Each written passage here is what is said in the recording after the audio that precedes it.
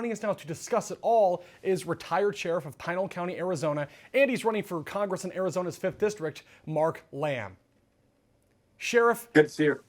Thank you for being here. I know you're busy. You have a country to save, a campaign to run. Let me start by asking you this.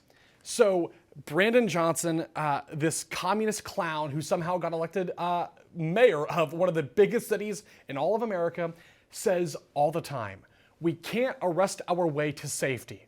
What are your thoughts? Well, that's what weak leadership says. You don't need to arrest them. What you need to do is hold them accountable when we do arrest them. And then the arrest will matter. They're not wrong in the sense that if you arrest everybody and then the judges and the prosecutors just turn them loose back onto the street, he's right. Those arrests will, eventually they'll say it doesn't matter. I'm going to go to jail for the night. They're going to release me. And I got people like Brandon Johnson and Mayor Pritzker who are going to defend these criminals as opposed to defending and protecting the police and the U.S. citizens, American citizens. Instead, they want to continue to protect criminals and illegal aliens, by the way, as well. What they've got to start doing is putting pressure on judges and prosecutors to actually uphold the law and hold people accountable. Do not release them, make them sit in jail until their court date, and then actually have some serious consequences for them.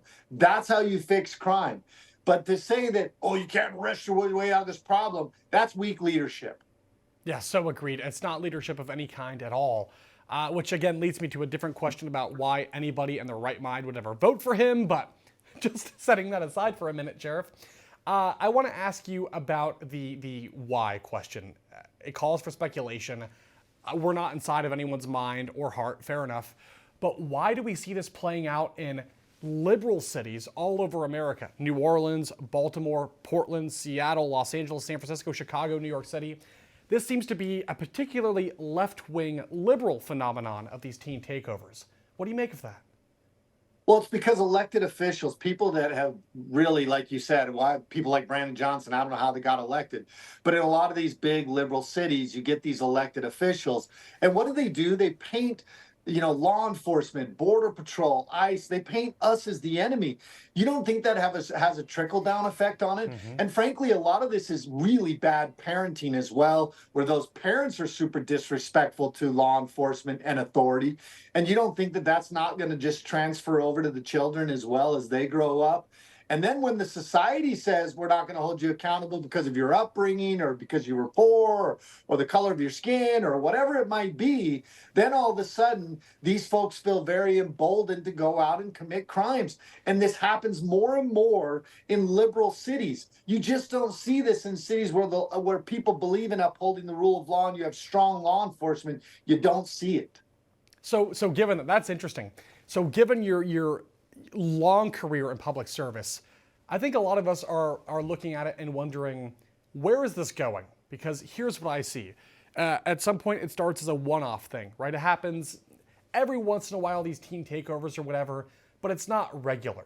Then it becomes regular, habitual. It starts to escalate. They become more severe, bigger crowds, more people getting hurt, more cities in America.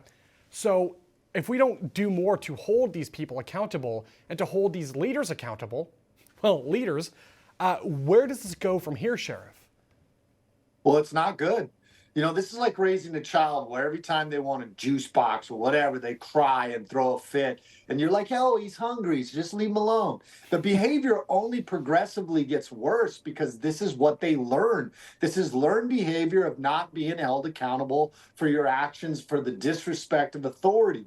And I don't want to live in a police state, but I also don't want people running around unruly, not following the law. Well, the rest of us are trying to follow the law. You can't have that in a good society. And what we're seeing in these cities is you're seeing more and more people move away from those cities. The sane people, the people that are able to, that have the resources to be able to move, are saying, I'm out. I'm moving to Arizona. I'm moving to one of these other states, maybe where they don't have as much problem. But that's the consequences of it. So, yeah, you asked where it's going to go. Not anywhere good. Yeah, agreed. I can't tell you, Sheriff, how many people I know, especially from the West Coast, places like Portland, Seattle area, San Francisco. They're fleeing in droves, Florida, Arizona, your state, Texas and beyond, Tennessee, Kentucky, you name it. But I want to set that aside for a minute because we just have a little while left, and I want to check in on your campaign. You've got a very important primary coming up here in a few weeks. Just tell us about how things are going and what people can expect to see moving forward. Well, campaign's going great. We're up by 60 points in the polls. They're shooting at us big time, which tells us we're over the target and we're the threat. And we're going to continue to push for what is right. Look, American people are sick and tired of where we're going in this country, the direction, what our politicians, our elected officials have done, driven us into debt, continuing to not look out for the American people like you saw with Brandon Johnson, not protecting Americans and standing up for criminals and illegal aliens. Americans are done with it. We're fed up. We're fed up with the fraud. We're fed up with it all. And we want people that are going to go back and represent the American people. That's what we want. We want people that are authentic and unapologetic defenders of God, family, freedom, and the Constitution. And that's why our campaign is going well, because people are hungry for that. And they see in me somebody that's going to bring that type of authenticity and love of country and love of God and family and freedom to Washington, D.C. And Washington, D.C., like I always say, needs more cowboy hats and belt buckles. Yeah, agreed. Look, and by the way, it's people on both sides. We need fresh fighters. We need fresh voices. We need patriots like yourself. So I wish you all the best of luck, Godspeed, and thank you for your time. All right. Thanks, Riley. God bless you.